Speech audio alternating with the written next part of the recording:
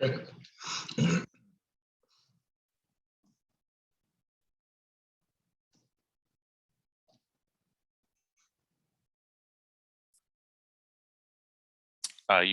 You can go ahead and start whenever you're ready. Okay. All right, folks. Good afternoon, good evening, good morning. Depends on where you're joining us from. Our big blue marble circling the sun. Great topic for today's brief, and it's a brief, right? It's not called a long, so we're going to brief for about 55 minutes this afternoon on a subject that, if you were paying attention to markets this week, kind of reared its, I'm not going to say ugly head. I think it's absolutely fantastic. Quick reminder. I'm not a registered investment advisor, not a broker dealer, don't even pretend to play one on TV. And we're going to be talking about options trading today. Options aren't suitable for all investors, so make sure you contact the Options Clearing Corporation at optionsclearing.com, and you can read a little bit more about the characteristics and risks of standardized options. So make sure you go out there and do your own research, and before you fire any real capital or put capital at risk, you know what you're doing. Kind of self-explanatory or master the obvious, but Uncle Sammy makes sure that we remind you of the obvious. So real quick, in my personal accounts, I'm long Amazon, long Mara. Both of those are with covered calls on top of them. I'm short volatility right now, which is exactly what we're going to talk about. And also actually short SPX. That's wrong. Not short Mara. It's the S&P 500. Their call spread on. Actually, that's in there. There you go. Short Mara and short SPX.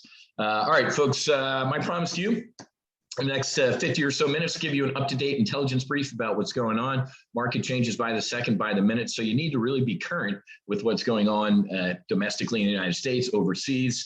If you believe the financial media this week, Evergrande in China was almost a contagion that brought down the world. I said it wasn't, and we made about $8 grand based off me this week saying it's not. And then we're going to talk about some good stuff. So make sure you silence all your electronic nicotine, no distractions, because how I'm going to cover volatility might not be what you've heard before. Or if you're new to trading volatility, you might not be familiar with it at all. Real quick introduction. My name is Matthew Buckley. My call sign is Whiz. Last time I checked with my parents, they did love me. They didn't name me Whiz. It's not my God-given name. I earned that call sign flying the F-18 Hornet for the United States Navy for about 15 years. Graduated from the Navy Fighter Weapons School, which many of you know as Top Gun, and flew some combat sorties over Iraq in support of Operation Southern Watch. I was a bad guy pilot. I was an adversary. So if you've seen the movie Top Gun, you know, Jester and all those guys, kind of the instructors, the bad guys in the painted in enemy aircraft and flying enemy tactics. That's what I did and had an absolute blast. What's that have to do with trading? Everything. You don't join the Navy to get rich. Clearly, you join the Navy to serve your country and do good things. And I started applying everything that I was learning as a fighter pilot to my trading, right? Having a strategy, implementing tactics that support a strategy, contingency planning, right? Knowing when to get out of a good or bad situation before it gets any worse, and managing risk. Now, if you're sitting there looking at the screen going, okay, this dude who's inverted over the desert in Fallon, Nevada is going to talk to me about managing risk, the answer is yeah. As a fighter pilot, as an options trader, I want to minimize and eliminate all risk that I know about because it's dangerous enough flying off the pointy end of a ship over bad guy country without being stupid, right? So I applied all of that to my trading with incredible results.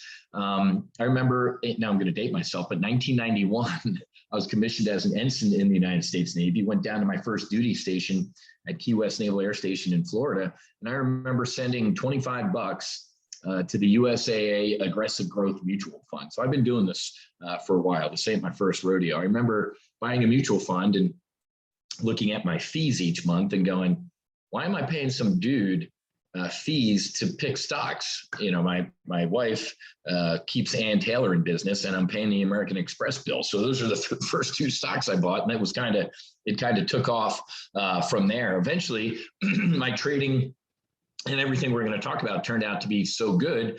I actually popped up on the radar of one of the largest volatility options trading firms on the face of the planet, a vol arbitrage firm, right, headquartered right here in the Chicago Board of Trade. You see these big windows right here? That was our trading firm right there. Had an absolute blast up there. I love Chicago. Just great people, great city, but got to be honest with you, walking from Union Station to the Board of Trade in February was like a survival situation. You can keep it, but no offense. But anyway, helped build a hedge fund. When I was there, I helped build a retail brokerage that many of you know is Options House, and was the managing director of strategy for this multi-billion-dollar firm. Little old me, going from being a retail trader to essentially the corner office of a Wall Street firm. Also started the Options News Network, ONN.TV. We were essentially the CNBC for options. I know John and Pete Najarian pretty well from my time in Chicago. Great dudes, great Americans. But as you see on CNBC, I was just watching them a couple minutes ago. It's kind of like the options are an afterthought on CNBC. They kind of throw it over their shoulder, before they're done for the day type of thing. Not me. We were 24/7 options all the time. I hosted like 3 or 4 of the programs, and it was just, it was a blast. I jokingly tell people I felt like Eddie Murphy in Trading Places. I felt like a Valentine, little old retail guy from the street up to the big leagues. I also do some charity work in my spare time. I'm on the Broward Sheriff's Advisory Council down here in South Florida, helping the families of first responders who were lost in the line of duty. I lost a sister, unfortunately, to a drunk driver when she was 19 years old at Villanova University. So I am heavily involved in MAD. And then last year, I've personally to date lost 3 of my best friends who I flew fighter jets with due to suicide. So last year, I started the Top Gun Fighter Foundation to try and minimize or eliminate veteran suicide. And I'm doing that through alternative therapy treatments for veterans, Navy SEALs, fighter pilots, and it's been incredibly rewarding work. Also published 2 books, From Sea Level to Sea Level, and then my most recent book that launched a week and a half ago, literally hot off the press. I have like 5 boxes in my office of books I have to sign for people who have ordered them already. If you'd like a signed copy, you can head down there to that link on the bottom of the screen, go.topgunoptions.com/book.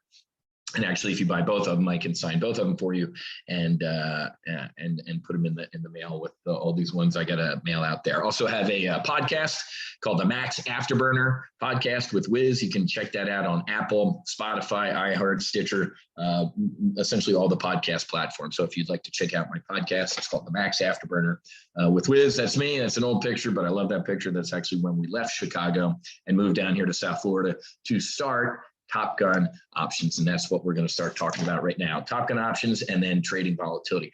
Folks, this ain't rocket surgery, what I'm going to talk to you about, trading volatility. It sounds, in the old days, one of the reasons a lot of people look at options, with a hairy eyeball is you were lied to, right? Options were started in the early mid 70s by a bunch of dudes smoking cigars in a back room going, how else can we make money, right?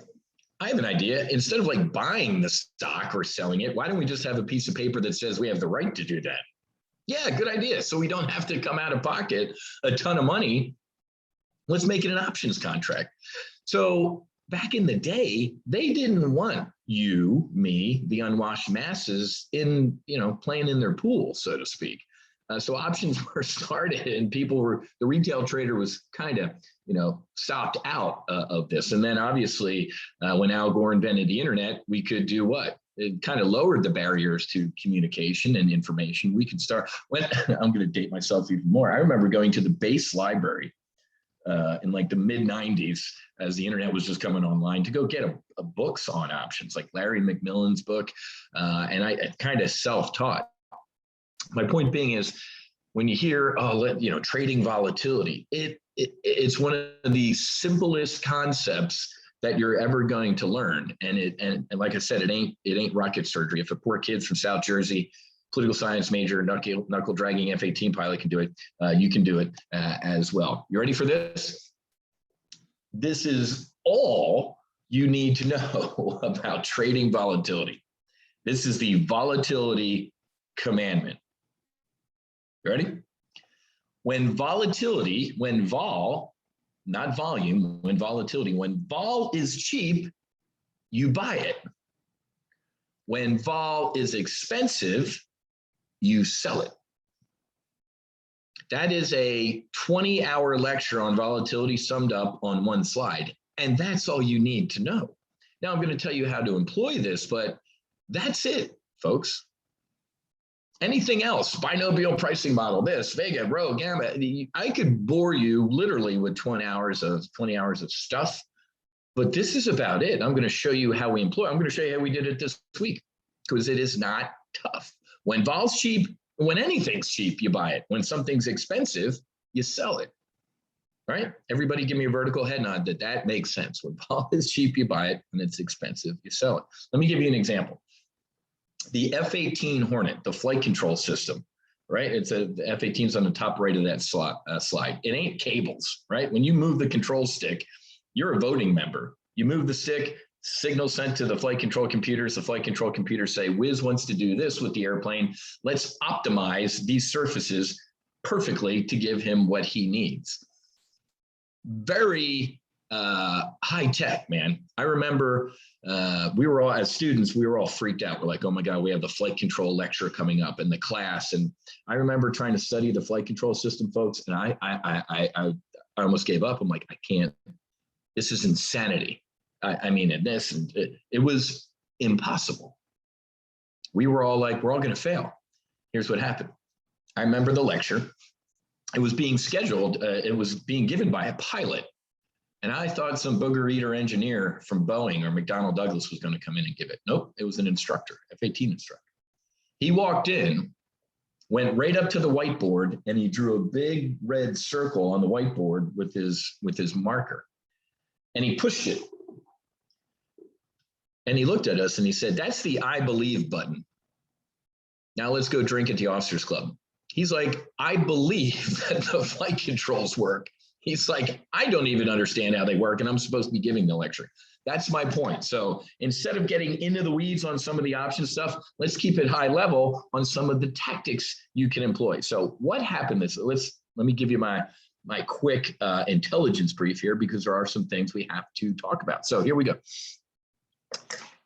How many of you before, let's say 4 days ago, knew what Evergrande was? Some of you might not even know what Evergrande is right now, right? Evergrande is a property developer in China. I miss Trump because I like the way he would say China, Evergrande property developer. So they were going to miss some, it's bankrupt essentially. It's a Ponzi scheme. What happened? They were going to miss some bond payments, and the market did what? Went absolute full freak mode. Look at this gap. There's that blue line. This is the S&P 500. That blue line right there is the 50-day moving average. The green is the 100-day moving average. And then down here is the 200-day moving average. What happened? The market went freak mode. We touched a couple days ago the 100-day moving average, and now we have this rip your face off rally here, relief rally, right? Look at that. Year to date, folks, what have we done? I call it the caterpillar, man. Boing off the 50, boing off the 50, boing off the 50, boing off the 50, smash. Ladies and gentlemen, if you've been doing this for 30 years like I have, you know I predicted this was going to happen. Every September, excuse my French, they call it a shit show. It's the September shit show. This was your September shit show. So earlier in the week, when the market imploded, the financial media, who don't do trading, right?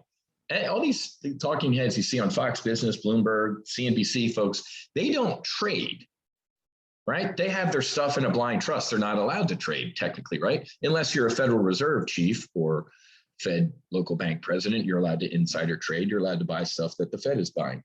Isn't that insane? I'll leave that we can talk about that over a beer. My point being is this. This is seasonality. Every September and February are the two most volatile months in the market. So this was going to happen.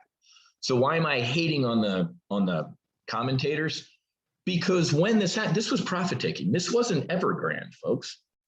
Evergrande, the max risk that had to the market was about $19 billion. Does anybody know what Jerome Powell pumps into the market every month? $120 billion. So earlier in the week, the financial media were scrambling to figure out why the market imploded, and they blamed it on that. Monday, I'll show you the trade that we placed, a volatility trade. I said that's not the case. That's not the truth. They're using that as an excuse for the sell-off, but it's not the reason. Does that make sense? So look at that. This was healthy too. We had gone like 250 days without at least a 5% pullback. This was healthy. Everybody was waiting for it. Every morning and sometimes in the afternoon, I have a mastermind group. Get dudes from the Pentagon, Washington hedge funds, philanthropy. We have our own little mastermind group. Really smart people. Everybody laughed at what the hell is that? Nobody cared about Evergrande, right? But the media kind of played it up like, oh my gosh, if this Chinese property place defaults, the market's going to die. No, it's not. Okay. Now there is somewhere out on the horizon the market's going to die thing that's going to impact the market. And it's my job Monday through Thursday in my live trade briefs to put my radar out, grab my binoculars, and see what those events are going to be. Unless you're on the other side of Mars yesterday, you know that Jerome Powell the Fed ended a 2-day meeting, and he came out, and I got to be honest with you, it was hawkish. It wasn't dovish. It was hawkish, meaning they're getting ready to start tightening some things up. The Wall Street Journal today, this great article, ready for this? Because Whiz, the Dow's up 550 points right now. I get it. If the Fed is more worried about inflation, investors aren't. What has been going on? You ready for this? We're inverted with the Fed right now. Very dangerous place to be. It's not dangerous. I know what I'm doing. I'll teach you how to print money off of this. I'm saying for people who don't know what they're doing, very dangerous. For the past 6 to 8 months, or let's just say since Joe Biden got in office, what is your Facebook feed full of? What are your friends talking about? Oh my God, do you see how expensive gas is? Did you see how much a gallon of milk? Inflation is going through the roof. So the market participants for the past 6 to 8 months have been saying what? Oh my God, the inflation, we all know this, we're human. Jerome Powell, Janet Yellen, the Treasury Secretary, and Joe Biden, he doesn't even know where he is. They don't buy their own milk. They don't pay for gas. They ride around in town cars inside the Beltway. They have no idea what's going on with real inflation. They look at spreadsheets. So here's the deal. For the past 6, 8 months, we've all been sitting here going, hey, Jerome, Mr. Powell, are you going to do anything about this raging inflation? Don't worry about the inflation. It's not raging. It's transitory. It's going to go away. Everything's fine. Guys like me are like, yeah, I don't believe you. Now what's going on? Yesterday, the dude actually dropped it. What was the biggest word that we've been hearing from Jerome Powell for the past 6 to 8 months? Transitory. This inflation is transitory. It's not sticking around for a while. Yesterday, the dude gave the transitory up and said, yeah, it's kind of here to stay for a while, maybe another year or two. What? I heard him. The market didn't. Here's the biggest takeaway here. Again, if the Fed is more worried about inflation, investors aren't. We were, Mr. Powell, for 6 to 8 months. We all sat here and said, are you paying attention to the inflation, dude? Don't worry about it, Whiz. Now what's going on? The Fed's saying, worry about it, and the market's saying, you're not going anywhere. Very dangerous. This last sentence sums it up. The market might have more faith in the Fed's transitory story than the Fed itself. So now it looks like the market drunks don't care anymore, but the Fed is going to start to care. They're going to start tapering in November. So the taper tantrum, the market freaking out, might be delayed, but it will happen. $120 billion a month getting pumped into the market, taking that, I'm not even talking about raising interest rates, which they should have done a year ago, but they still haven't. They're talking about tapering first and then maybe raising interest rates. Guys, we have a potential, what I call, again, I'm going to age myself here, what I call a Fred Sanford moment. If you grew up watching Sanford and Son like I did, there was always that Fred Sanford once an episode. This is the big, grab his chest. This is the big one, Elizabeth, I'm coming. And it wasn't. So look at year to date. We've had a couple Fred Sanfords where he was grabbing his chest and faking it. And then, unfortunately for the dude in real life, there was a big one day, and he went, we are going to have a big one. Why am I rambling about this? Because all of these, I have been right on year to date. All of these have been a buy the dip moment. Monday, I said this was a buy the dip. The evergreen thing is a smoke screen. That's not what happened. So now let's talk about volatility. You know, if you know anything basic about the markets, when you see red on your screen like this, slam, slam, slam, slam, big slam, you know that usually means volatility is going up. And if the word volatility kind of creeps you out, like I don't even know what it means, delete the word volatility and insert the word uncertainty. All volatility means is uncertainty, right? And you've dealt with the word volatility in your life. I think I might have seen the word volatile on my officer fitness reports in the Navy.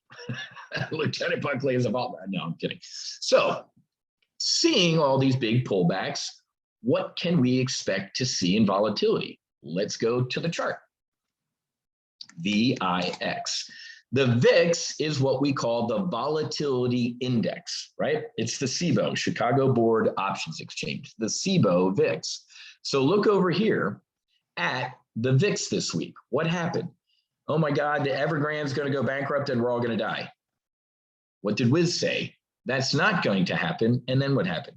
It didn't. Look at the VIX, the chart of the VIX. Actually, let me open it up a little bit more. Let's go a 1 year chart. Does anybody, and you should, does anybody see a trend on this chart? To begin with, the VIX, the volatility index, folks, is not a stock, right? Most stocks do what? Go up and to the left, right? You want to buy a stock, you want it to do this. I want it to go up, Whiz. Great. The VIX doesn't do that. The VIX does what? Freak out. Okay, the freak out's over with. Oh no, we're freaking out again. It's over with. What do you see on the screen, folks? The VIX tends to return to its mean. Think of a big pasta bowl, big salad or pasta bowl. Grab an orange and put it on the edge and let it go. What happens? It ends up right in the middle, right? That's what the VIX does. It reverts to its mean. So on your screen, you can see every one of these freak out moments, it ended, right? So once something is known, right? If the market freaks out about something, once the freak out ends or something's known, it goes down. Let me give you a perfect example of this. We made, I know this is dating myself, not as old, but Brexit. Remember 2-3 years ago, whenever that was, the Brexit vote? I was wrong and made 22 grand. What do I mean? As the vote neared, it was kind of 50-50, right? They're going to stay. No, they're going to leave. The VIX went through the roof. We did what's called a bullish double vertical, a tactic I will talk about in a couple of minutes. As the VIX, as the uncertainty coming into the election or the referendum, VIX went through the roof. Then what happened? They voted to leave. So I got out just before the vote. Why? I was bullish on volatility, uncertainty going into the vote, and then I didn't even wait for the vote. Why? Because I knew what was going to happen. Once something is known, it's known. They voted to leave, which shocked world markets. What happened? Did the VIX keep going up? Nope. It imploded. I'm going to say this because repetition is the key to success. Once something is known, it's known. They're leaving. So the market likes to go, okay, now we know that, let's put it behind us and on to the next thing. Made 11 grand on the way up, made 11 grand on the way down. Doing the exact same trade, bullish double vertical on the way up, bearish double vertical on the way down. What's supposed to happen in the next couple of weeks where we could also potentially print money? I miss Obama and John Boehner. I don't really, I just have to say this for demonstration purposes. What did John Boehner used to be the Speaker of the House? What happened like clockwork under John Boehner, the Republican, and Barack Obama? Government shutdowns. I miss them. As an American, I thought they were awful and I hate gridlock. As a trader, I love them. It paid for my oldest son's college, essentially. Why? John Boehner, we're not going to raise the debt limit and we're going to shut the government down. You need to live within your means. Obama, well, then shut the government down. Volatility through the roof. Government shut down for a couple days, get out of your bullish volatility trade. John Boehner goes smoke a cigarette, starts crying, does a press conference. All right, we're going to open the government. We're funding the government. Volatility implodes. Like, I hate using this term, but I'm going to use it. It's like shooting fish in a barrel, folks. What am I telling you? This ain't rocket surgery. If I can do it, you guys can do it. So we actually, if you have your thinking brain on right now, you know we have one of these coming up. I saw a tweet from the White House, or it was citing the White House a couple minutes ago before I got on the air, that said, White House starts notifying government agencies about potential shutdown. Now, we're all intelligent. This is kabuki theater. Whatever the party in charge is, the opposite party screams about how fiscally irresponsible we are. We're not going to raise the debt ceiling. We need to live within our means. When Trump did it, I was mad at Trump for raising the debt ceiling. I thought if anybody, he would have said, I run a business, but the guy also went bankrupt a couple times. But it's funny because Democrats are like suddenly fiscally conservative and we're not raising the debt limit. Now Biden wants to raise the debt limit, 3.5 trillion in spending, and Republicans, Mitch McConnell, well, we can't do that. We have to live within our means. I don't care what your politics are. You can print money off of their stupidity, right? So Mitch McConnell has said recently that he ain't going to do it. I don't think Republicans, the Democrats have one Republican vote to raise the debt ceiling. So are we going to take, this is the 6-month chart of the VIX. Anybody see a trend? Uncertain, every once in a while, a storm goes through. So let's just put another line on the screen here. Again, let me say what's the volatility commandment, guys? When vol is cheap down here, buy it. Get long volatility, and we'll talk about how to get long volatility in a couple of minutes. When volatility is expensive, spike, spike, spike, spike, you sell it, right? When vol is cheap, down here, you buy it. When volatility is expensive, you sell it, okay? It's as basic as that. Now, how can you, quote, buy volatility? Whiz, I think you're right. In 2 weeks from now, the government might shut down and, the world's going to end. Okay, well, then we go and we can look at VIX and we could look at what's buying a call option. A call option gives you the right, when you're a buyer of something, you buy an options contract, you have the right to do something, right? So let's go take a look out a couple weeks. Let's cover, what's today, September 23rd. Let's cover a month. Let's go out to the October 21st expiration, okay? Now, when the last time we had a freak out this week, we got up into the mid 20s. Look at that. The other freak outs were the low 20s, 21, 22, 22, 21. Okay. This one back here in May was up in the mid 20s. So it's got a 2 in front of it. Let's go out a month. And one of the strikes that jumps out at me is right here. The 21 strike, the October 21 strike has a ton. Look at this. Well, these 20 strikes, look at these strikes down here. Look at the open interest. Look at that. And then the 21 strike actually has a ton of volume too. Look at this.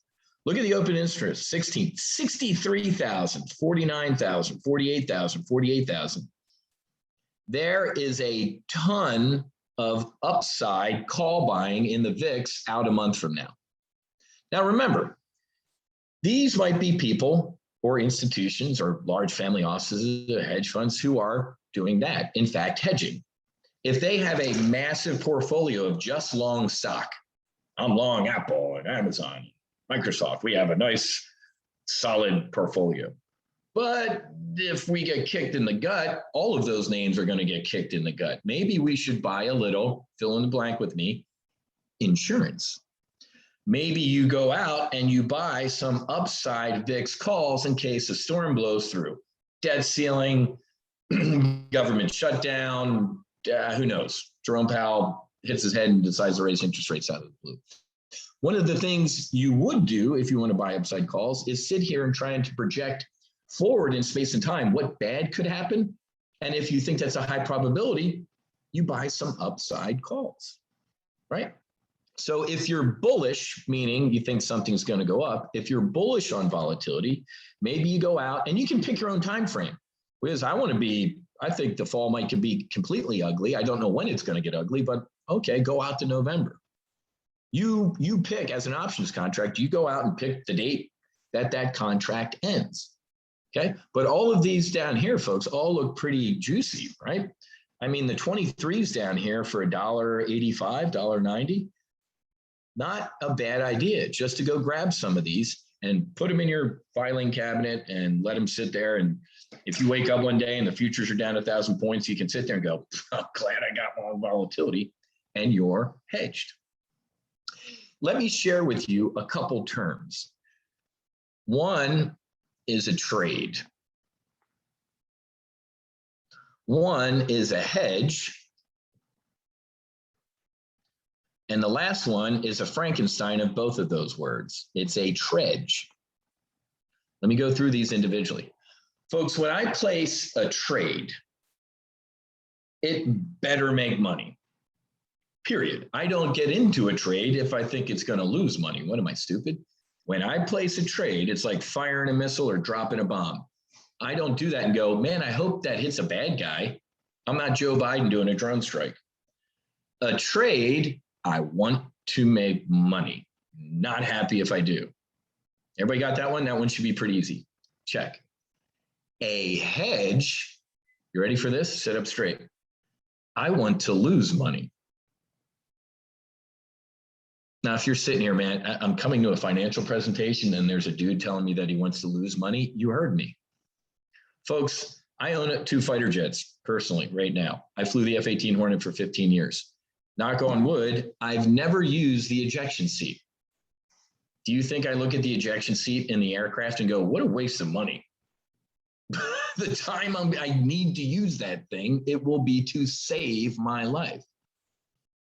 If you sit at your kitchen table once a month as you write a check to State Farm or USAA and you complain about how much money you're losing paying for your auto, home, and life insurance, you're weird. So folks, if you bought these upside calls and they go out worthless, meaning they didn't make any money, there wasn't a freak out, and you're upset that you, quote, lost money, you did it for the wrong reason. Again, trade, you want to make money. Hedge, you're protecting something. Okay? Check. The third concept is squeeze those together. A tredge, right? It's a trade that I'm pretty damn sure is going to make money, and it can also protect my portfolio. That's what a tredge is. It's kind of a Frankenstein between the two. Man, I'm putting this on because I'm fairly certain it's going to make some money. And by the way, it's going to protect all the long positions I have. Isn't that awesome? So 90% of trading is right here, folks. The most important software and everything is 6 inches of gray matter, or 12 inches for the Marines, of gray matter between your ears. Not all some super this, or you have to buy this, or it's right here. 90% of it's psychological. So use this kind of little matrix to understand what you're doing. Am I placing a trade? Am I hedging, or am I tredging? Now let's talk about what I did this week, because men lie, numbers don't. We did, for example, so VIX is volatility index. Sometimes I trade VXX, which is the Barclays iPath. It's the VIX. It's an ETF that follows the VIX. See, the VIX had these violent spikes. This one's kind of dampered, okay? So what did I do this week? As volatility spiked, and I knew Evergrande wasn't going to cause the market to implode, what did I do? I got bearish on, but because I got to be honest with you, I missed the up. Last week, I'm sitting here fat, dumb, and happy, having a great time. I had heard about Evergrande last week. I'm like, I really don't care. And then boom, over the weekend, everybody's freaking out. It's going to bankrupt the world. I'm like, no, it's not. So I missed the up, getting bullish on volatility. It was pretty, that's why I knew it wasn't Evergrande. Everybody's like, here comes the September shit show, man, it's time. And everybody got out. So here's what I did at the, what was it, Monday or Tuesday, whenever I placed this trade, Monday and Tuesday. I placed 2 of these this week. And I'll show you both of them. I did a tactic that's called a bear call spread. I put a ceiling on this. I'm like, the Evergrande thing is a lie. It's a smokescreen, and volatility is going to come in. So I sold a bear call spread. And in this case, I sold the 30 calls. What does that mean? When I sold the 30 calls, I said, you know what? VXX is not going to be above 30 by Friday. So I sold those calls. I put a ceiling on volatility. But I didn't just sell those by themselves, because if I did, that would be called naked. You don't sell naked calls because your risk is unlimited. What if the world did end, Whiz, and VXX went to 100? Well, I would have evaporated.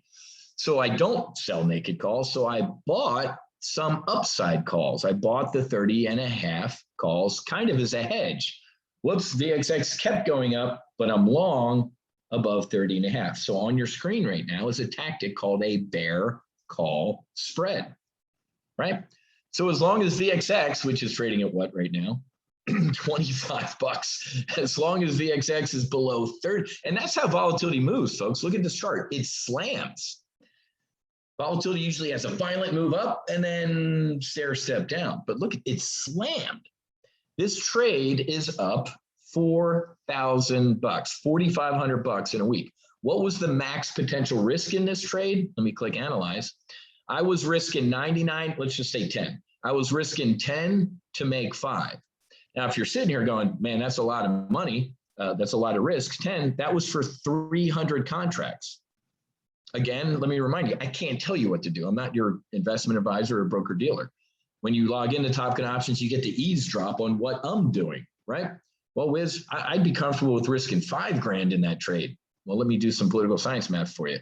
Then you would only risk what? 150 contracts. You only wanted to risk 25, $100. Then you do 75 contracts. Again, you scale what you need to do. Okay. So this was in one portfolio, and then this is actually in my personal account right here, up at the top here. This one is up $4,200, 94% trade right now. Let me click analyze. I think it's at max profit essentially. So this trade made $4,800, risk in 10. Similar risk to reward as the trade that I just showed you. Risk in 10 to make about 5. Now let me review all this stuff, folks. And look at this. The VIX is down 10% today. I mean, the Dow's having a rip your face off rally today. I think that's going to end. Let me just, because we might even. So look at this. Implosion through the 50, bounce off the 100, through the 50 with airspeed. I mean, we can keep going, but in my experience, man, whenever you bust a moving average like this, it usually for a day or two, it should bounce around here to find some support and then rip higher. Because I'll remind you, it was a little hawkish yesterday. Here's why you also want to be a Top Gun Options, because I brief you on all the potential threats. What's a potential threat tomorrow? This is why I'm holding some of my bearish trades through tomorrow. They ain't looking so hot now, but that's now. Let me project into the future. Who's talking again tomorrow morning? At 10 a.m., Fed Chair Powell speaks again. So we're going to hear from Uncle Jerome twice in 1 week. I'm telling you, man, on my morning call this morning, I was like, that was kind of a hawkish speech. And a bunch of the other folks were like, you know what, dude, I wasn't going to say anything because I thought I was the only one. There's weird stuff going on. Most of the time when Jerome Powell has a meeting like he did yesterday and gives a speech and the market reacts a certain way and the Fed kind of goes, I don't think they heard us. Usually later in that week, they clean it up. I can be completely wrong. It's a market, man. There's an offer and a bid. So I can be completely wrong, but I'm sitting on a couple of my bearish trades because I think Jerome who knows what he's going to say tomorrow? You know, maybe we had a rip your face off rally because his comments leaked, but I've been doing this for 3 decades, man. And usually when I see a reaction that the Fed didn't get, it was opposite to what the Fed kind of thought would happen. They usually clean it up. Again, this is my experience, and this is what you'd be a Top Gun Options for, is to teach you stuff, to kind of put the ladder down and help you out with this type of stuff. So even though this week you might have missed this bearish trade on volatility, you sign up for Top Gun Options and you're going to get up to speed to get ready to get bullish. Now we can do what I call afterburner trades. What's an afterburner? The afterburner, the back engine of in a fighter jet, the back of the engine has a nozzle, right? And that hot exhaust, we dump raw fuel into that exhaust to create an controlled explosion, fire, flame, and it takes you supersonic, right? So with these volatility trades, I like to employ a tactic that I call a burner trade, which is exactly that. It's a fired up trade, man, meaning you need movement. In order to employ what I call a burner trade, you need to see movement. And guess what? With volatility, you usually see this, a hell of a lot of movement. 10, 20% in a day, you can see sometimes out of the VIX, right? So here's a potential what we could have done this week. And I just debriefed this a couple hours ago with my members in our Thursday morning weekly debrief. I could have done what I did. I did the bear call spread up here, right? I did the 30, 30 and a half bear call spread up here. A bear call spread, folks, if you're not familiar, and I'll teach you about options, they're not hard. A credit spread, a bear call spread is a credit spread, meaning you bring in money. Remember, when you sell something, I said I sold a bear call spread. Whenever you sell something, you sell your house, you sell a car, you sell your yacht, you get paid. So I brought in a credit of what was it, $4,800 or something like that? I brought in $4,800 on Monday to do this bear call spread. What could, if I believed, which obviously I believed, and I was right, I believed that volatility was going to go down. What could I have done in addition to this bear call spread? Well, if you think something's going to go down with options, what could you do? You could buy some puts, right? You could just buy puts. Whiz, I think Tesla's going to implode. Great, buy some Tesla puts. If I thought, which I did, Tesla, the XX was going to go down, I could have taken some of this money or all of it and bought puts. Remember, buying a put is a debit spread, it's coming out. Or I could have done a bear put spread down here. Instead of just buying puts, I could have been even more cheap and had somebody else help me finance that. So I call that a burner trade. Why? Because you need movement. But instead of just making the $4,800 this week, I could have made maybe double that, maybe 10 grand on this move. Okay. Now, if you're sitting there going, well, that you're looking at the left side of the chart, Whiz, this already happened, right? Well, guess what? Look at the left side of the chart. We already did this. Freak out, gone, freak out, gone, freak out, gone, freak out, gone, freak out, gone. What's that look like, guys? That looks like a heart rate monitor. So even if like this week, I missed the up, you can get in on the down because all of these dips that we just showed year to date have been a buy the dip moment. None of them have been a big freak out like, whoa, this last one was a little bit more of a freak out, but it was September and I briefed you on that seasonality thing. So even if you miss the initial move up in volatility, you can get the down, even if it is going to be a big one, right? Let's say, God forbid, something happens in the, China invades Taiwan. My God, you'd see the S&P down 2,000 points. The VIX would be up at 90 type of thing. But guess what? It would eventually come in. Okay. The VIX doesn't go up and just keeps going up. I was in the board of trade in 2008, 2009, when it hit 90. I was at ground zero, folks. So I know volatility passes. Take a look at the COVID crash. Subtle plug for my book. Take a look at the COVID crash. What did the VIX do with the COVID crash? Up to 80 as well, 80 or 90. We're all going to die of COVID. No, we're not. And the freak out, and look at this, the freak outs got less and less and less as we've gone on. So even then, right, that February into March implosion, that 1 month implosion in the market, where we called the bottom, we called the top. That's why I wrote a book. We called the top to the day, and then we got the turnaround because it was easy. It was a Thursday morning. That 6 million weekly jobless claims number. I was getting ready to hit enter and get even more bearish, and Jerome Powell came out and dropped the biggest financial nuke I've ever seen. And I'm like, done, we're getting bullish. And the market turned around, right? So trading volatility, folks, it isn't hard. It's, if anything that I just described is hard, here's what I strongly recommend you do. Most brokers have what are called paper trading accounts, right? They're a simulator.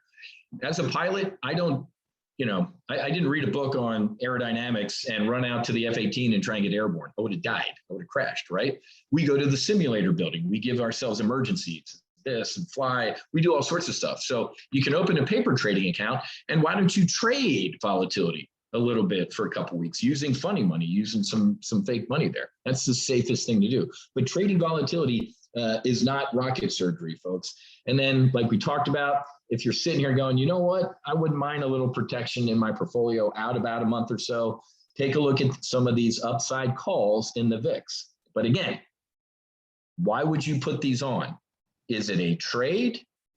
Are they for a hedge to hedge your overall portfolio against loss? Or is it both? Whiz, I think the VIX is going to spike again in the next month, and it would protect my longs. So that would be a trade.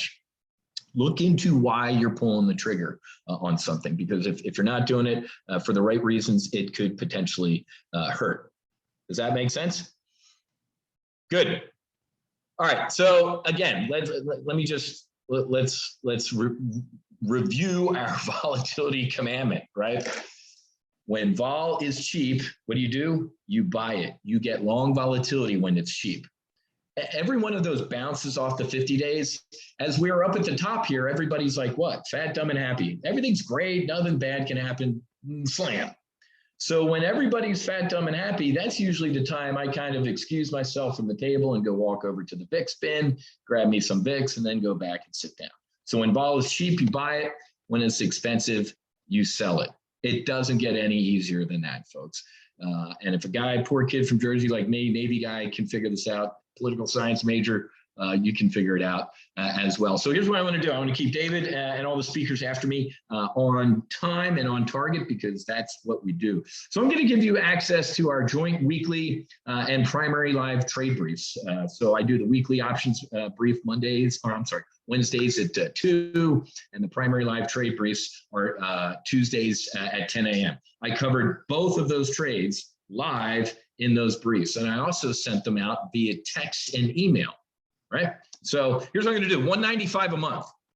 I'm going out to dinner later tonight downtown Fort Lauderdale with some folks. I guarantee you I spend more than $195 on inflation, $195 on dinner. So there's the link. I'll give it to you, or maybe David can load it in the chat box there. It's topgunoptions.com/WO's weekly options -PLTB is primary live trade brief -monthly. That's how you test fly it for a month, folks. Just test fly it for a month. And then if you want to, you can upgrade into an annual. Most folks end up doing an annual, but yeah, strongly recommend you just come and kick the tires. Like I said, if you can't attend, Whiz, I work during those times. Well, 80% of our TGO members work and can't attend the briefs live. So don't worry about it. I send out a time-sensitive text and email alert. Sometimes I do it in the brief, so or before the brief or after the brief. Whenever I see the trade that I like, it gets fired out. So sometimes I fire it before the brief, and then we just review the trade at the live brief. So you don't have to attend. It's nice because you can ask questions and stuff like that. But we send out, there's a screenshot of a text alert that we sent out recently, and then the email fires at the same time. Sometimes I get my Gmail quicker than my damn text, but you get a screenshot of the trade, and you also get a screenshot of the risk and the metrics in the trade as well. And then it takes, I don't know, about 25, 30 minutes for the replay to render on my computer and then post it to the member page. So folks, after the kids go to bed, they watch it, or I don't know, during their lunch breaks. A lot of people just watch the replays. I got an email from a guy. He's like, dude, I haven't seen you in 3 years. He's like, today was my first live brief. I changed jobs, and I've been a replay guy for 3 years, and he was doing absolutely fantastic. Tell you what, today I'm going to hook you up with our proprietary manuals, our materials, man, the primary, intermediate, and advanced workbook. I got to be honest with you, I go reread these sometimes. If you do want your whole chapter on volatility, it's in the primary book. These are fantastic. Cover all the tactics, volatility, the Greeks, market, you name it, our trade plan, everything is in these manuals. These things are fantastic. If you went to my homepage right now to buy these, they're $197 bucks. So let's do a quick little math for all the political science majors like me. You just saved $2 right there. There you go. Maybe you can go buy, you couldn't even buy something at Starbucks for $2. So there you go. You're essentially getting these materials, the 3 manuals, for free. I love my marketing team because when they hit me with stuff like this, they're like, it's called an irresistible offer. I'm like, I think it's stupid. They're like, that's why you're not in marketing. So there you go. Let me throw the manuals at you. So you're going to get access to 2 live briefs every week, Tuesday and Wednesday. You're going to get the text and email alerts. You're going to get the 3 skill-based manuals. And if you do have questions, hey, Whiz, I can't attend the briefs live. How do I get a hold of you? We have what's called the Ready Room. The ready room of a fighter squadron is the living room. It's where you hang out before you fly, after you fly. I learned more about flying and fighting the F-18 in the ready room easily than a manual. That's where we interact with each other. Hey, Whiz, I got a question. People post intelligence. I saw this. Here's a trade I'm thinking about doing. So the ready room is a pretty great forum for folks to use, especially if you're new to options. Oh, there you go. Wow, Whiz, you called it on that volatility. It sure came back today. Thanks again. Thanks, Buzz. All trades finished from max profit over 20 grand this week. That was a good one. Elaine, SDS and VXX, enough for another year of TGO. She was an annual member, and in one trade with being bullish on volatility and bearish on the S&P 500, she paid for a year. Shane just closed all of my VIX and VXX positions for 23.5. Thanks, Whiz. More than makes up for a China trade last week.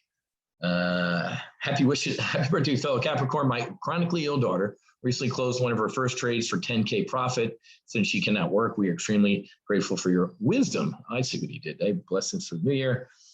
People focus too much on how much money they make on each trade and lose sight of the fact that the overall percentage of return is what grows their account. Dutch. I took a 5K account and turned it over to 200 grand by initially making small trade.